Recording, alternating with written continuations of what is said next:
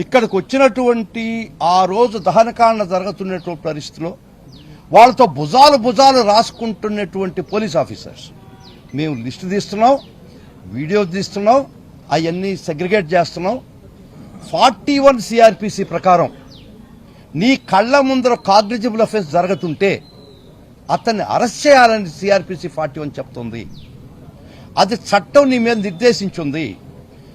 అట్ట చేసుంటే మళ్ళీ ఐపీసీ 166 ప్రకారం నువ్వు చట్టం నీకు ఏదైతే నిర్దేశించిందో అది నువ్వు ఫాలో కాకపోతే నువ్వు ముద్దాయి అని చెప్తుంది, నేరస్తుడు అని చెప్తుంది చట్టం. నేను చెప్పింది కూడా 166 ఐపీసీ ప్రకారం ఇప్పుడు బిఎన్ఎస్ ఉందని కరస్పాండింగ్ సెక్షన్ కూడా ఉంటుంది. నీకు చట్టం అరెస్ట్ చేయాలా, నీ ముందర కాగ్నిజబుల్ అఫెన్స్ అని చెప్పినప్పుడు, నీ ముందర ఇంత దహనకాండ చేసినప్పుడు నువ్వు భుజాలు రాసుకొని వాళ్ళకి అబిట్మెంట్ అయ్యి ఎయిడ్ చేసి ఈ యొక్క దహనకాండకు మీ సహాయ సహకారాలు అందిస్తూ వాళ్ళతో భుజాలు రాసుకుంటూ అరెస్ట్ చేయాల్సినటువంటి ధర్మం నువ్వు పాటించకపోతే ఇక్కడికి వచ్చిన ఏ పోలీస్ ఆఫీసర్ కూడా 166 కింద ముద్దాయి అవుతున్నాడు మేము చేయబోతున్నాం. This is the challenge taken by the YSR Congress party legal team.